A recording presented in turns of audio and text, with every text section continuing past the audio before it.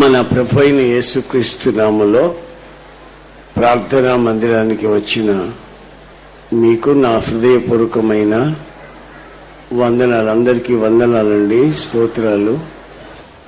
దేవుని ఇల్లు అని దేవుని మందిరాన్ని గురించి బైబిల్ చెప్తుంది. దేవుని ఇల్లు అని.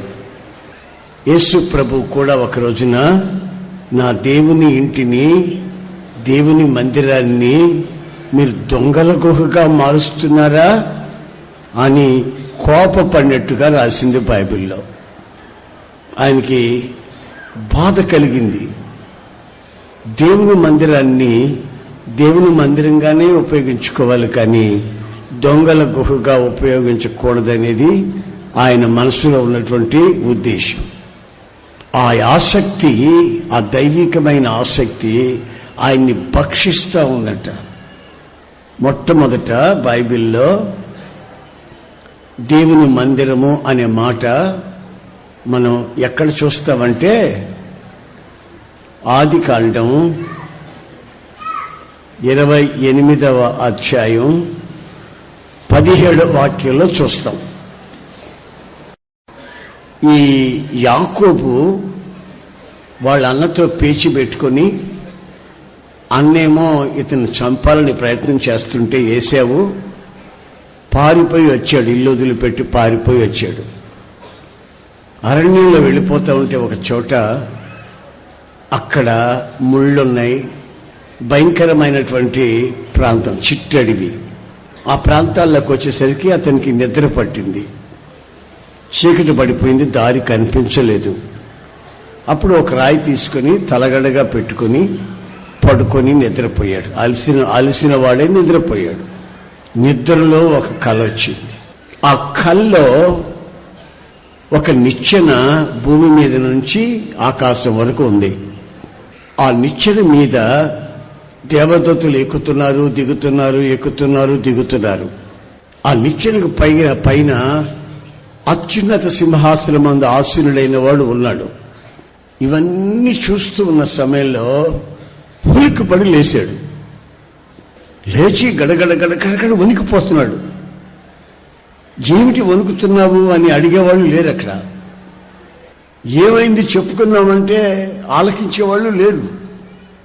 సడన్ గా అతని నోట్లో నుంచి ఒక మాట వస్తుంది. అమ్మో, ఇది ఎంత భయము కలిగినటువంటి ప్రాంతం ఇది, ఎంత భయంకరమైన ప్రాంతం ఇది. అమ్మో, ఇది దేవుని మందిరమే గాని మరేమీ కాదన్నాడు. చప్పట్లు కొట్టండి గట్టిగా. ఆమేన్, హల్లెలూయా.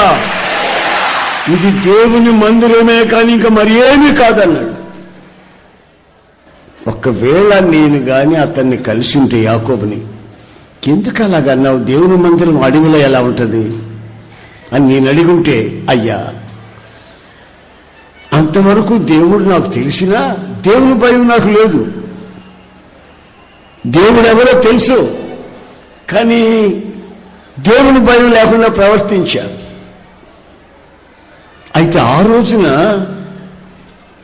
అది అడవో, అది వాకో, అది పట్టణమో, గ్రామమో, ఏరో, స్థలమో, ఏదో నాకు అనవసరం. అక్కడ నేను దైవ దర్శనం చూశానయ్యా. అది దేవుని మందిరం కాకపోతే ఇంకేమంటారు? దేవుని భయం నాకు కలిగిందయ్యా. మా వాళ్ళు ఎంతమంది చచ్చిపోయినా నేను ఎప్పుడు ఆడవలేదు, కానీ ఆ రోజు భయంకరమైనటువంటి ఆ దర్శనం చూసిన వెంటనే భయం కలిగింది. ఆయన చెప్పకనే చెప్తున్నాడు ఒక సందేశం. ఏమిటంటే, దేవుని మందిరము అనేది ఒకటి ఉంటే ఆ చోట దైవ భయం కూడా ఉంటుంది అని అర్థం. ఏముంటుందండి? ఏముంటుంది చూసారా? దైవజనులైన పౌలు ఏమంటాడంటే, మీరు దేవుని ఆలయమై ఉన్నారని, మీరు మీ సొత్తు కాదని, యేసు రక్తం చేత కొనబడిన వారని, దేవుని ఆత్మ మీలో నివసించుచున్నదని మీరు ఎరగరా? ఎరిగి ఉండాలి. నీవు నీ సొత్తు కాదు, నీ ఇష్టానుసారంగా బ్రతికేదానికి. ఆయన రక్తము చేత కొనబడిన వ్యక్తివి. లేకపోతే ఈరోజు నీ మందిర ఆవరణలోకి రావు. ఆయన నిత్య సంకల్పం, అనాది సంకల్పం, తల్లి గర్భంలో నుంచి నిన్ను ఏర్పరచుకున్న ఏర్పాటును బట్టి ఆయన మందిర ఆవరణలోకి నేను తీసుకొచ్చాడు. తీసుకొచ్చిన నిన్ను దైవ భయము కలిగి ప్రవర్తించమంటున్నాడు. కారణం ఏంటంటే నీవే దేవుని ఆలయం. సొలొమోను రాజు ఓ పెద్ద దేవాలయం కట్టాడు. ప్రపంచానికి అంతటికీ ఆశ్చర్యం కలిగే అంత దేవాలయం కట్టాడు. దాన్ని ఇలాగే ఈరోజు మనం ప్రతిష్ఠిస్తున్నట్టుగానే దేవునికి ఆయన కూడా ప్రతిష్ఠించాడు. ఎంతో ఖర్చు పెట్టి ప్రతిష్ఠించాడు. చివరికి ఆయన ప్రార్థన చేయమన్నారు. ప్రార్థన చేస్తే ఏమంటాడు తెలిసినా, అయ్యా మహామహిమ గల నీవు ఇక్కడ నివసించేదానికి ఇది ఏ పాటిదయ్యా, మీరేమిటి ఇక్కడి నుంచి నివసించడం ఏమిటయ్యా, నీవు మనుషులు కట్టిన ఆలయాలలో నివసించమని నాకు తెలుసయ్యా, మరి ఎందుకు కట్టావు? ఎందుకు కట్టానంటే అయ్యా, ఇక్కడికి కన్యలతో కొంతమంది వస్తారు, అనారోగ్యంతో వస్తారు, కుటుంబాలు విచ్ఛిన్నమైపోయి వస్తారు, నిందలలో అవమానాల మధ్యలో నష్టపోయి జీవితం మీద విరక్తి చెంది కొంతమంది వస్తారయ్యా. అందుకని నీ కను దృష్టి ఎప్పుడు ఈ మందిరం మీద ఉంచయ్యా, వాళ్ళ కన్నీరు తొలగించయ్యా, వాళ్ళ సమస్యలు తొలగించయ్యా, వాళ్ళకి ఆరోగ్యం ప్రసాదించయ్యా, విడిపోయిన కుటుంబాలను కట్టయ్యా, నువ్వు మందిరంలోకి వస్తున్నావయ్యా, నువ్వు ఇక్కడ ఉంటావని కాదు, నీ కను దృష్టి దీని మీద ఉంచయ్యా అని ప్రార్థన చేసి కోరుకున్నాడు. మరి హస్తకృతములైన ఆలయముల్లో ఆయన ఉండకపోతే మరి ఎక్కడుంటాడు? అదే దైవజనుని పౌలు చెప్తున్నాడు, నీవు దేవుని ఆలయమై ఉన్నావు, దేవుని ఆత్మ నీలో నివసించాలి. నువ్వు మారు మనసు పొందితే పరిశుద్ధాత్ముని ద్వారా నువ్వు మారు మనసు పొందావు. తర్వాత పరిశుద్ధాత్ముడు నీతో ఉంటాడు. నువ్వు పరిశుద్ధాత్మ నింపుదల కలిగి జీవిస్తే పరిశుద్ధాత్ముడు నీలో ఉంటాడు. నీలో ఉన్న అనుభవాన్ని నువ్వు అనుభవిస్తూ ముందుకు సాగితే నీ వ్యక్తిగతంలో దైవ భయము కలుగుతుంది. నీవు దేవుని మందిరముగా తీర్చిదిద్దబడతావు. మొట్టమొదట దేవుని మందిరమని వాడిన పదంలోనే యాకోబు అంటాడు దైవ భయం. దైవ భయం లేని వాళ్ళు విచ్చలవిడిగా ప్రవర్తిస్తారు. అది చర్చి అయినా రైల్వే స్టేషన్ అయినా. నాకు ఒక పాస్టర్ గారు ఢిల్లీలో నాకు అప్పుడు వయసు సరిగ్గా 20 సంవత్సరాలు ఉంటాయేమో, 22 సంవత్సరాలు అటు ఉంటాయేమో, నాకు పెద్ద గుర్తులేదు. ఒక పెద్ద దైవజనుడు ఉంటే ఆయన కలిసేదానికి అని వెళ్ళా. నన్ను చూసి ముచ్చట పడ్డాడు. చిన్న వయసులో ప్రభు సేవ చేస్తున్నావు బాబు, మంచిది, సమస్తం వదిలిపెడిసావంట కదా, మీ వాళ్ళని మీ అన్నదమ్ముళ్ళని అందరినీ వదిలిపెడిసావంట కదా, నేను గురించి విన్నాను, నాకు చాలా సంతోషం బాబు అన్నాడు.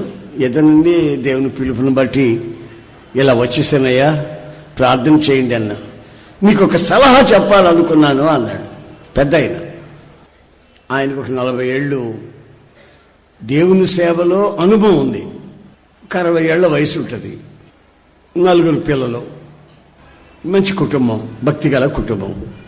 నాకు ఇచ్చిన సలహా ఏమిటంటే ఆయన, బాబు నీకు శోధన రాకుండా ఉండాలంటే వెంటనే పోయి పెళ్లి చేసుకోమన్నాడు.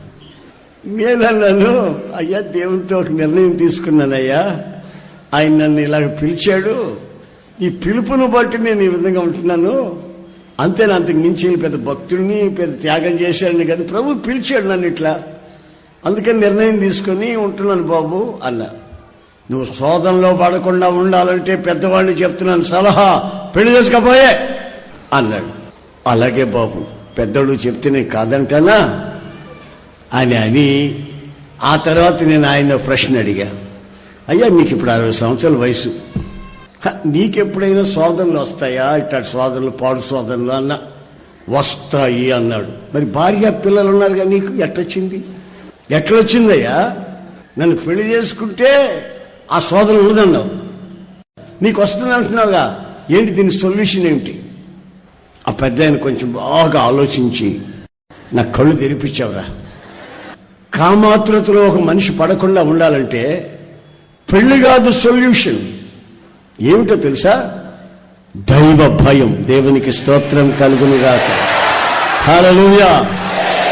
పెళ్లి కాకపోయినా పెళ్లి అయినా దైవ భయము ఎవరికైతే ఉంటుందో గుండెల్లో, వాళ్ళు పవిత్రంగా జీవించేందుకు ప్రభు సహాయం చేసుకుంటూ వస్తాడు. వాళ్ళ జీవితాలు దేవుని మందిరాలు. ఆమేన్. దైవ భయం ఉన్న సంఘములో అపవిత్రతలు చోటు చేసుకో. ఆ మహిమని ఆ సంఘములో ఉన్న వాళ్ళందరూ ఆదరిస్తారు, ఆచరిస్తారు. ఆమేన్, ఆమేన్, హల్లెలూయా. మరొకసారి ఏం జరిగిందంటే, దైవ భయం లేకుండా ఇద్దరు అన్నా చెల్లులు ఇద్దరు కలిసి, అహరోను మిరియంలు ఇద్దరు కలిసి మోషేని నోటికి వచ్చినట్టు మాట్లాడేశారు. మోషే తలంచుకున్నాడు. అంటే అన్నారులే అన్నయ్య కదా, అంటే అన్నారులే అక్కయ్య కదా, అంటే అన్నారు పెద్దోళ్ళు, అంటే ఏమైందని చెప్పి తలంచుకున్నాడు. కానీ దేవుడు తలంచుకోలే. ఏయ్ అహరోను, మిరియం, ప్రత్యక్షపు గుడారానికి రండి, గుమ్మంలో నన్ను కలవండి అన్నాడు దేవుడు. ఎందుకు కలవమంటున్నాడు? వాగ్దానం ఏమని చెప్తాడేమో అని వాళ్ళు ఆనందంగా పోయారు. అక్కడికి పోతే అహరోను, మిరియం, మోషేకి విరోధంగా మీరు మాట్లాడారే, ఎందుకలా మాట్లాడారు? భయం లేకుండా ఎందుకు మాట్లాడారు? దైవ భయం మీకున్నట్లయితే ఎందుకు మాట్లాడారు ఆ మాట? 100 కారణాలు ఉండొచ్చు. అభిషేకించబడిన వానికి విరోధంగా మీరు ఎందుకు ఇలా మాట్లాడారు? అహరోను వెంటనే, అయ్యా మేము తప్పు చేశాం, మేము పొరపాటు చేశాం, దైవ భయం లేకుండా మాట్లాడామయ్యా, దైవ భయం మాకు లేదయ్యా, అటుగా మాట్లాడామయ్యా, క్షమించమని కోరుకున్నాడు. చూస్తే మిరియం ముఖం మీద, నొసటి మీద తెల్లటి కుష్టు ప్రారంభమైంది. మిరియం అహరోను జీవితాలలో ఇద్దరితో ఉన్నాడారు. కానీ ఒకరు పశ్చాత్తాపడ్డారు, మరొకరు హృదయాన్ని కఠినం చేసుకున్నారు. నా ప్రియమైన సహోదరులారా, నా 2 చేతులు జోడించి మీకు దండం పెట్టి చెప్తున్నాను, మీరు నోటితో ఏదైనా మాట్లాడేటప్పుడు ఆ మాట దేవుని భయముతో మాట్లాడవలసిన అవసరం వచ్చింది. మలాకి 3:16, భయభక్తులు గలవారు ఒకరితో ఒకరు మాట్లాడుకొనుచు ఉండగా, దేవుని భయభక్తులు గల వాళ్ళు ఒకరితో ఒకరు మాట్లాడుకుంటూ ఉంటే యెహోవా చెవియొగ్గి ఆలకించెను. యెహోవా చెవియొగ్గి ఆలకిస్తా ఉంటాడు. మీరిద్దరు బస్సు ఎక్కారు, ఏం మాట్లాడుకున్నారో ఆయన ఆలకిస్తుంటాడు. దేవుని మందిరానికి వచ్చారు, ఒకరు పక్కన ఒకరు కూర్చున్నారు, మీరిద్దరు ఏం మాట్లాడుకుంటున్నారో దైవ భయం లేకుండా అది ఆలకిస్తుంటాడు. దేవుని మందిరంలో వాక్యం ప్రకటించబడుతున్నప్పుడు నువ్వు దేవుని మాట్లాడుతున్నావో సెల్లో వచ్చే మాట్లాడుతున్నావో ఆయన ఆలకిస్తుంటాడు. చూడండి, అంత క్లియర్ రాసింది చూడండి. ఆయన ఆలకిస్తుంటాడు. ఇద్దరు మాట్లాడుకుంటుంటే ఆలకిస్తుంటాడంట. నాకు తెలియకపోవచ్చు ఏం మాట్లాడుకున్నా, పక్క వాళ్ళకి తెలియకపోవచ్చు, ఆయన ఆలకిస్తుంటాడు. దేవుని భయం లేకుండా ప్రవర్తించిన వాళ్ళ ప్రవర్తన చివరికి ఏ భయంకరమైన స్థితికి వస్తుందో చెప్పకనే చెప్తున్నాయి. దేవుని వాక్యాలు హెచ్చరిస్తున్నాయి. ఇవన్నీ మనకు దృష్టాంతములుగా వ్రాయబడిన సంగతులు ఇవన్నీ బైబిల్లో. మిరియంను గురించి ఎప్పుడైనా నోరు తెరిచినప్పుడు నువ్వు ఎవరిని గురించి ఎలా మాట్లాడుతున్నావు, నీ పిల్లల గురించి ఎలా మాట్లాడుతున్నావు, పక్కింటి వాళ్ళ గురించి ఎలా మాట్లాడుతున్నావు, స్నేహితుల గురించి ఎలా మాట్లాడుతున్నావు, దైవజనుల గురించి ఎలా మాట్లాడుతున్నావు, నువ్వు నోరు తెరిచావంటే ఆయన ఆలకిస్తాడు. నా బిడ్డవి ఏ మంచి మాట మాట్లాడుతున్నావు అని ఆలకిస్తాడు. నువ్వు మంచి మాట మాట్లాడలేదనుకో ఏం జరుగుతుంది? చెంప పెళామంటది. ఎట్నుంచి వచ్చిందో ఆ దెబ్బ నీకు తెలీదు. పరిస్థితులు తారుమారయ్యే ప్రమాదం ఉంది. గనుక దేవుని భయం కలిగి దేవుని మందిరములో మనము దేవుని మందిరమై ఉన్నాము గనుక, యేసు రక్తం చేత కడగబడిన బిడ్డలం గనుక మన 2 చేతులెత్తి ఆయన్ని ఆరాధిస్తున్నాం కనుక, పరిశుద్ధ అలంకారంతో ఆయన్ని ఆరాధించవలసిన ఆలయంలో ఉన్నాము కనుక, మన ఆకాంక్ష, మనకు శ్వాస, మన యొక్క ఆలోచన సమస్తము ఆయన చిత్తానికి అనుగుణంగా ఉండేటట్లుగా మనం ఆలోచించి నడిపించబడాలని దేవుని వాక్యం మనకు హెచ్చరిస్తూ ఉంది. దేవునికి స్తోత్రం కలుగును గాక. దేవుని భయము ఎందుకని దేవుడు మనలో పెడుతున్నాడు? బాగా వినండి. దేవుని భయం మనకు దేవుడు ఎందుకు ఇస్తున్నాడు? ఏంటి ఆయనకు భయపడటం ఏంటి? దేవుని భయం మనకెందుకు? కొందరికి మనుషుల భయమూ ఉండదు, దేవుని భయమూ ఉండదు. కానీ దేవుడు ప్రత్యేకించి దైవ భయాన్ని ఇస్తున్నాడు. బాగా వినండి. యాకోబుకి మనుషుల భయం అంటే వాళ్ళ అన్న భయం ఉంది, వాళ్ళ అన్న ఏశావు భయం ఉంది. వాళ్ళ మామగారింట్లో నుంచి బయలుదేరి వచ్చేటప్పుడు ఆనందంతో వచ్చాడు, సంతోషంతో వచ్చాడు, కుటుంబ పరివారంతో వచ్చాడు, దాసదాసీలతో మందలతో వచ్చాడు. దేవుడు నన్ను వాగ్దాన దేశానికి రమ్మన్నాడు, పౌలు ప్రపంచ దేశానికి రమ్మన్నాడు అని మామగారిని వదిలిపెట్టి, బావమర్దులు వదిలిపెట్టి వచ్చేస్తున్నాడు. చాలా దూరం వచ్చిన తర్వాత అన్న భయం వచ్చింది. అన్నను గురించి భయం. ఏశావు మంచోడు కాదు, మహామూర్ఖుడు. వాడు కత్తి తీసుకొని వస్తాడు, ముందు నన్ను నరుకుతాడు, పుట్టుకొకరు చెట్టుకొకరు చేసేస్తాడు అని భయపడి గడగడ గడగడలాడిపోతే ఒక దగ్గర స్థితికిలో పడ్డాడు. అప్పుడు ఏమంటాడు తెలుసా? రేయ్ పన్నోళ్ళారా ఇట్లండి, మన మందలు ఎక్కడున్నాయిరా? ఇదిగో మందలండి, ఈ మందం 2 భాగాలు చేయండి. ఎందుకయ్యా? మా అన్న నన్ను కత్తితో పొడిచేస్తాడు రా, మమ్మల్ని అందరిని చంపేస్తాడు, చెట్టుకొకరు పుట్టుకొకరు నరికేసి ముక్కలు పెట్టేస్తాడు. ఆడి భయం నాకు గుడ్డెల్లో కడకడకడలాడిపోతుంది. దేవుడు భయం లేదు, అన్న భయం ఉంది. ఏం చేయాలి? ఏమో అర్థం కావట్లేదురా, 2 భాగాలు చేయండి. ఒక భాగాన్ని తీసుకుని వెళ్ళి అన్నకిచ్చి, మీ తమ్ముడు పంపించాడయ్యా, ఈ కానుక అందుకో అని అంటే ఆడి కోపం చల్లారిపోద్ది, తర్వాత నేను వచ్చి కలుస్తాను అన్నాడు. అలాగే బాబా నీళ్ళంతా మంచి మంచి మంచి మంచి ఇటు కష్టపడి పాపం చెమటలు ఓర్చి జీతాలు, వాళ్ళ మామ జీతాలు మారుస్తుంటే జీతాలు మారిపించుకొని పడరాని పాటలు పడి, ఆ ఇంట్లో ఉండకుండా భార్య దగ్గర ఉండకుండా వాడిని పొలంలో పెట్టేస్తే ఈ అన్ని బాధలు పడి సంపాదించుకున్న మందది తీసుకెళ్లి తగలబెట్టాడు. వాడికి ఏశావు, మీ తమ్ముడు పంపించాడు బాబు, తీసేసుకో. నాకెందుకురా చాలా ఉన్నాయి, అది తీసేసుకోమా. మీ తమ్ముడు మమ్మల్ని ఏమన్నాడు, తీసుకోవయ్యా. నాకు వద్దురా, వాడి ఆస్తి నాకెందుకండి, అది తీసుకోండి బాబు, వాడు భయపడితే వస్తున్నాడు, తీసుకోండి అని వద్దన్న వాడికి దండం పెట్టి యాకోబు మందిని ఆడికి ఇచ్చేసి వచ్చారు. తర్వాత వచ్చారు, ఏమైందిరా మా అన్నకు వచ్చి మెత్తబడ్డా, కోపం చల్లారిందా అంటే, కోపం చల్లారడం ఏంటండి బాబు, మేళాలు వాయిద్యాలతో తీసుకొని నిన్ను కలుసుకోవాలని వస్తున్నాడయ్యా, నిన్ను ఊరేపుకి తీసుకోవాలని వస్తున్నాడు, నువ్వేమో కోపం కోపం అని మందంత ఇచ్చేయమంటివి, నీ మీద ఆవగింజంత కోపం కూడా లేదు వాడికి, వాడు తాళాలు మేళాలు తీసుకుని ఊరేగింపుకి తీసుకెళ్తాడంట, మిమ్మల్ని గురించి బాగా విచారించాడు. వాడు కోపం లేదా? లేదు. మరి ఎందుకు ఇచ్చి వచ్చారు? అది నువ్వేమన్నావే, నువ్వేమన్నావు కదండి. ఇప్పుడు అర్థమైందండి. నీ సంతోషంలో సగం నువ్వు భయపడితే సాతాను పరమైపోద్ది. నువ్వు భయపడితే సగం కష్టార్జితం అన్యులు తింటారు. వడ్డీ వ్యాపారస్తులే తినొచ్చు, డాక్టర్లే తినొచ్చు, రాబంధుల్లాగా బంధువులే తినొచ్చు.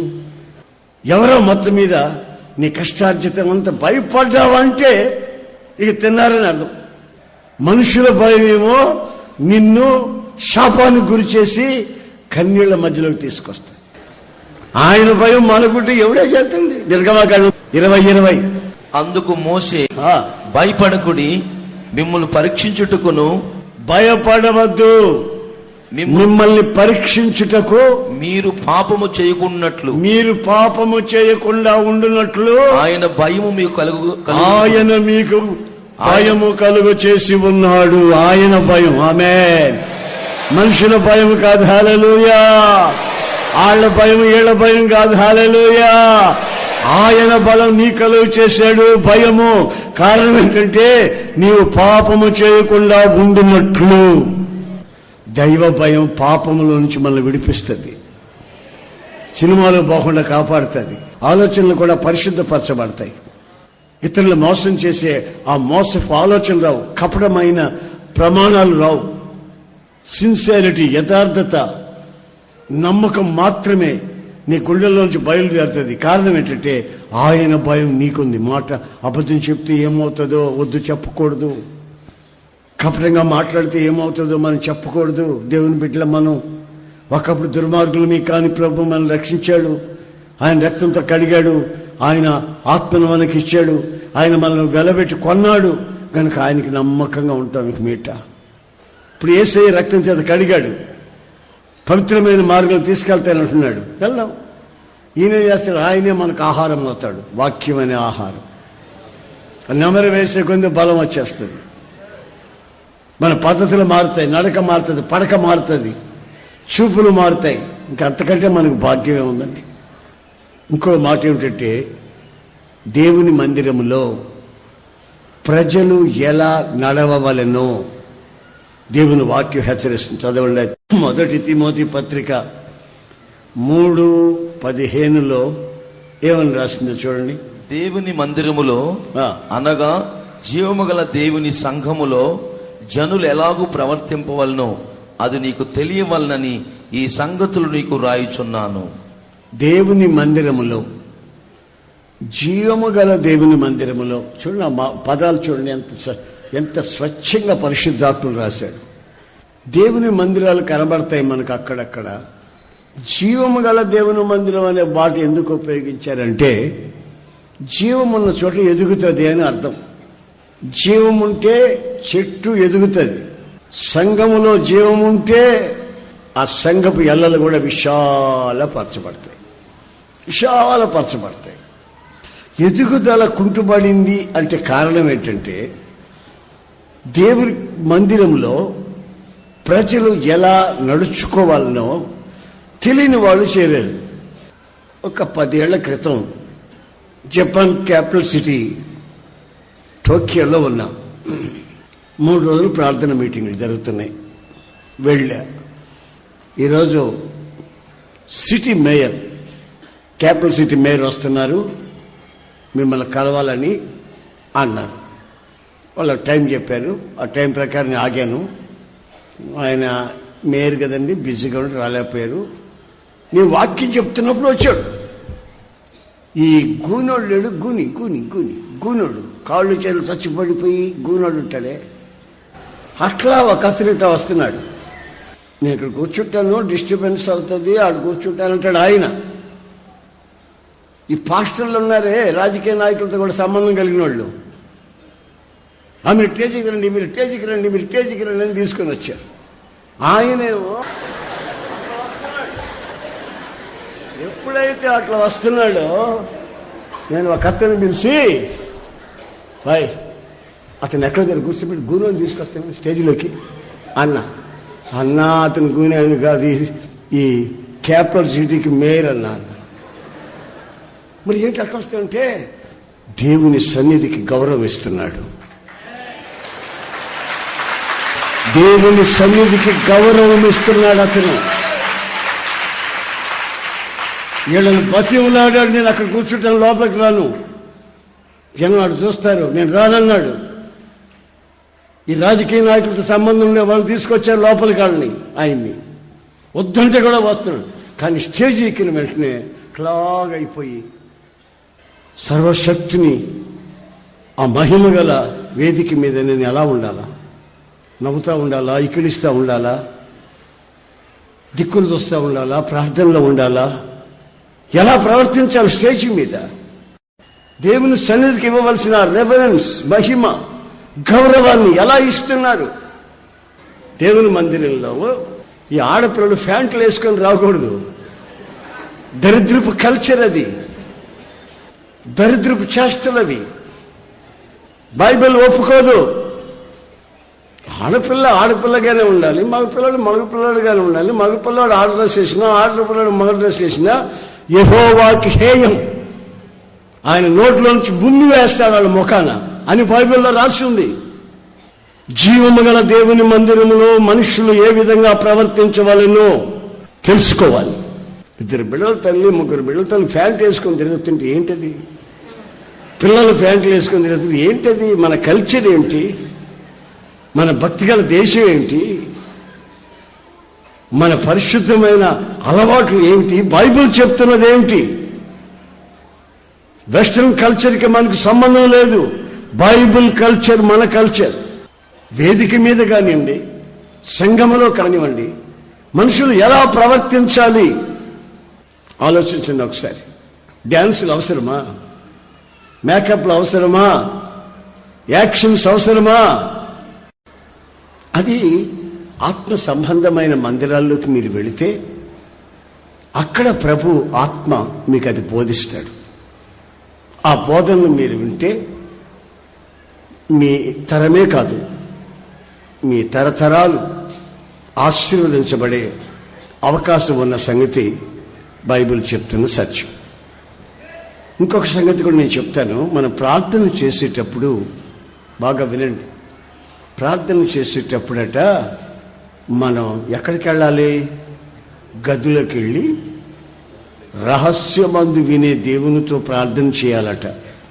ఇప్పుడు మీరంతా వచ్చారు, ఇది పబ్లిక్ ప్రేయర్, అందరు కలిసి ప్రార్థన చేస్తున్నాం కొన్ని విషయాల కొరకు, బహిరంగ ప్రార్థనలు. కానీ యేసు ప్రభు కోరుకున్నది ఏంటంటే, మీరు ప్రార్థన చేసేటప్పుడు, ఉపవాసం ఉన్నప్పుడు మీరు మీ గదిలోకి వెళ్ళి రహస్యమందు వింటూ ఉన్నటువంటి నీ తండ్రికి నీ విన్నపాన్ని విన్నపించు అంటాడు. మనం ఇక్కడ దీర్ఘ ప్రార్థనలు చేస్తాం, కానీ ఆయన కోరుకున్నది మన పర్సనల్ ప్రేయర్, వ్యక్తిగతంగా ఆయనతో డైరెక్ట్గా మాట్లాడుకునే ఆ ప్రార్థన కోరుకుంటున్నాడు. అలా కోరుకున్నందువల్ల ఏం జరుగుతుందంటే మనకు ప్రతిఫలం ఆయన దయచేస్తాడు. ఆమేన్, హల్లెలూయా. మనమేమో గదిలోకి వెళ్ళి ఎవరికి తెలియకుండా ప్రార్థన చేశాం. ఆయన ఇచ్చిన ప్రతిఫలం ఇప్పుడు మీరు అందరూ చూశారు. ఈ మందిరాన్ని చూసారా? ఈ మందిరం కావాలని నేను ఇంత మందిరం కావాలి, ఈ స్థలం తీసుకోవాలి, మందిరం కట్టాలని చెప్పి నేను వ్యక్తిగతంగా దేవుని సన్నిధిలో ప్రార్థన చేసుకున్నా రహస్యంగా. దానికి ప్రతిఫలం ఆయన విని ఇప్పుడు ఇచ్చాడు. ఈ ప్రతిఫలాన్ని మీరందరూ చూడగలుగుతున్నారు. చేసింది రహస్యంగా, ప్రతిఫలం అందరూ చూడగలిగింది. అలాగే మీ జీవితంలో ప్రతి ఒక్కరికి బహిరంగంగా అర్థం చేసుకునే స్థితిలో ఆయన మీ జీవితంలో ప్రతిఫలం ఇవ్వాలని కోరుకుంటున్నాడు. అందుకు మనం ఏం చేయాలంటే, మనకు సమయం ఉన్నా సమయం లేకపోయినా సమయాన్ని కేటాయించి ఆయన సన్నిధిలో మౌనముగా ప్రార్థన చేసుకోవాలి. రహస్యమందు చూస్తున్న దేవునితో సమాధానపరచబడి ఆయనకి నీ విన్నపాన్ని రహస్యంగా చెప్పాలి. అందుకని హుషారుగా ప్రార్థించి ముగించేయాలి. అప్పుడేమో గంటల తరబడి పెనుగులాడాలి, ప్రభుత్వం పోరాడాలి. అది ఇట్లాంటి ప్రతిఫలాలు మీరు చూడాలంటే, అన్నా 23 గజాల్లో ఇల్లు కట్టాలనుకో. ఎందుకు 23 గజాలు కట్టాలి? ప్రార్థన చేసి చూడు, దేవుడు విశాలపరచకపోతే నన్ను అడుగు. దేవునికి స్తోత్రం, ప్రైజ్ ది లార్డ్, హల్లెలూయా. 23 గజాల్లో ఏ ఇల్లు వస్తుంది? నువ్వు పిల్లగల దానివి, పిల్లగలవాడు ఎక్కడుంటావు? ప్రార్థన చేసి చూడు, దేవుడు అనుకూలపరచకపోతే నన్ను అడుగొచ్చు. సవాలుగా చెప్తున్నాను నేను. నీ సమస్య ఏదైనా సరే రహస్యమందు వినే నీ తండ్రికి సంగతులు చెప్తే ఆయన నిన్ను ఆశీర్వదించి అనేకులకు తెలిసే ఒక గొప్ప ఆశీర్వాదాన్ని నీకు ప్రసాదించుటకు ఆయన సిద్ధంగా ఉన్నాడు. ఆమేన్, ప్రైజ్ ది లార్డ్. ఆయన సన్నిధిలో క్రమంగా నడుచుకోండి, దేవుని భయం కలిగి ప్రవర్తించమని ఈ నూతన మందిరంలో దేవుని వాత్సల్యాన్ని బట్టి మీకు దండం పెట్టి చెప్తున్నాను. ఈ సంవత్సరం మనకు ఆశీర్వాదకరమైన సంవత్సరం. ఈ సంవత్సరాది నుండి సంవత్సరాంతం వరకు ఆయన ప్రతి అడుగున ఆయన సన్నిధిని మనకు అనుగ్రహించి ఆయన రక్తము చేత నేను కప్పుటకు ఆశిస్తున్నాడు. మోకరించండి, ప్రార్థన చేసుకుందాం.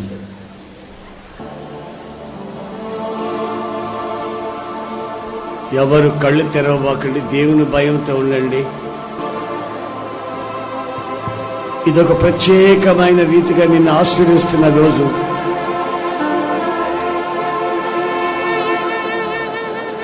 జీసస్ దేవుని మందిరములో ఎలా ప్రవర్తించాలనో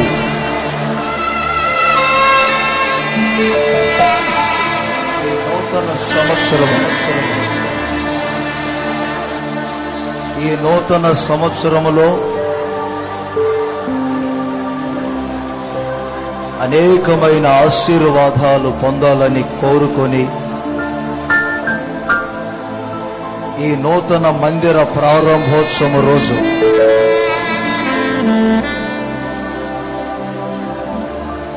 ఆయన మీతో మాట్లాడినటువంటి సమయం, ఆయన కనుదృష్టి నిలిపే ఈ ప్రార్థనా మందిరములో ఈ సంవత్సరమంతా సుఖ జీవముతో గడుచు సంవత్సరముగా మార్చుకునేటట్లుగా ఇప్పటి వరకు మనుషుల భయము కలిగి నేను జీవించానయ్యా. మనస్సు చెరపబడింది, శరీరాలు అపవిత్రపరచబడినవి, కుటుంబాలు ఇప్పటికే పాడైన పరిస్థితులు. ఇక మీ భయము కలిగి నేను పాపము చేయకుండా నన్ను నేను జాగ్రత్త పరుచుకునేటట్లుగా చేతుల పైకెత్తి అందరూ మీ భయము కలిగి నేను జీవిస్తాను. నా నోట వచ్చే ప్రతి మాటను మీరు చెవియొగ్గి ఆలకించుచున్నారని మీ మందిరములో నేను నమ్మకముగా జీవిస్తానయ్యా. ఇది జీవము కలిగిన దేవుని మందిరమని, ఈ మందిరములో నా ప్రవర్తన నేను సరిచేసుకొని భయముతో వణుకుతో జీవిస్తానని ఈ సంవత్సరపు ఆరంభములోనే మీరు చేతులెత్తి ఒక తీర్మానం చేయండి. ఈ తీర్మానమే ఈ సంవత్సరమంతా మిమ్మల్ని ఆశీర్వదించును, మిమ్మల్ని ఆశీర్వదించును. నవనూతనమైన మార్గాలలో మిమ్మల్ని నడిపించను. మీ ద్వారా ప్రతిఫలన పొందినట్లుగా వ్యక్తిగత ప్రార్థన అది రహస్యముగా మీరు చూచున్నట్లుగా నా జీవితాన్ని నడిపించుకుంటాను. అందరూ భయభక్తిగా ఒక్కసారి కళ్ళు మూసి చేతులు పైకెత్తండి. అందరూ కళ్ళు మూసి మీ కొరకు ప్రార్థన చేసే ఈ చివరి క్షణాలు ఈ నూతన మందిరములో నూతనమైన ఆశీర్వాదాలతో యేసు మిమ్మల్ని దర్శిస్తూ ఉన్న సమయం.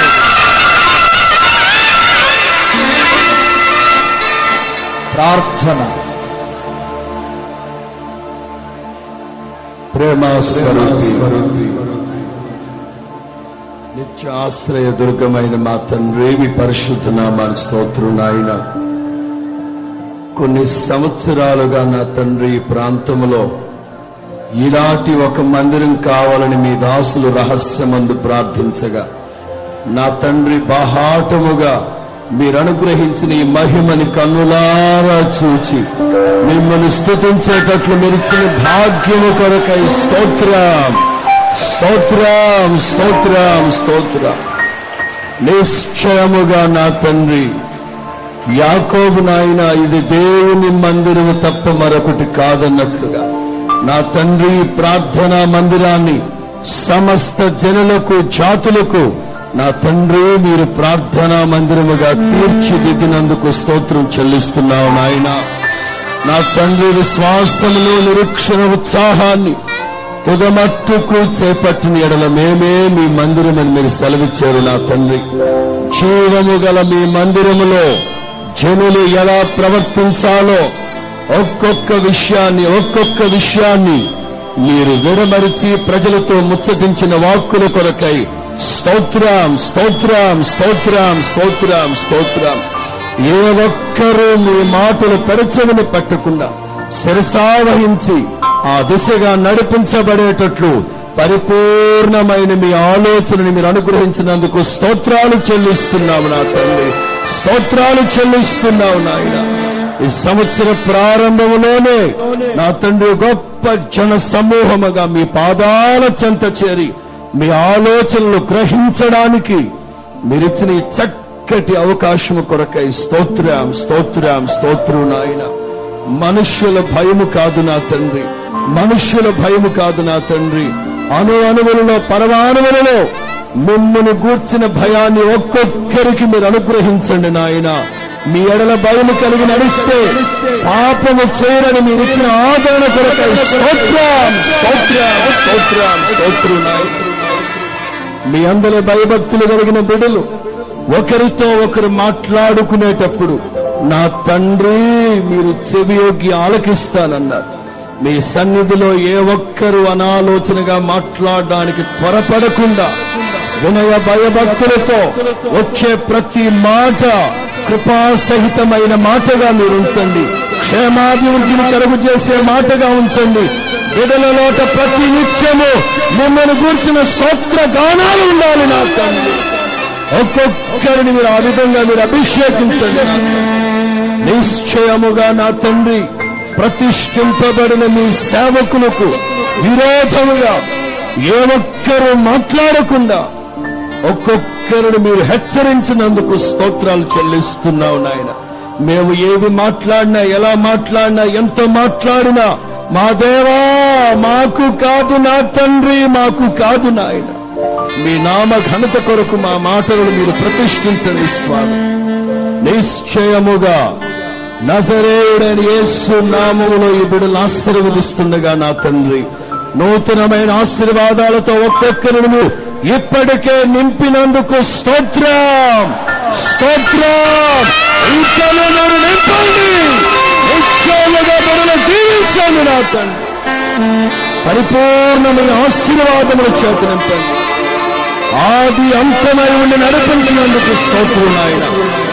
కృపాక్షేమాలతో బిడ్డలు మీరు తోడుకుని వెళ్ళండి. ఆద్యంతం మీరయుండి నడిపించండి స్వామి.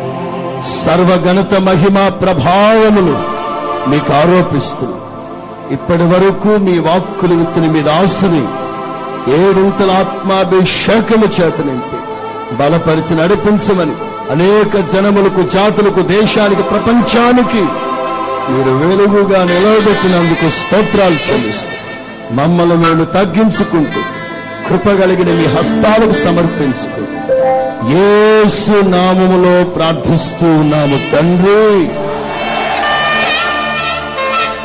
మన ప్రభు అయిన యేసు క్రీస్తు కృప, నా దేవుని ప్రేమ, పరిశుద్ధాత్మని సన్నిధి, సముఖము, సహవాసము, సమాధానం ఇప్పుడు ఎల్లప్పుడూ కూడి వచ్చిన ప్రతి బిడ్డకి, సకల పరిశుద్ధులకి సదాకాలం తోడై ఉండి నడిపించునుగాక.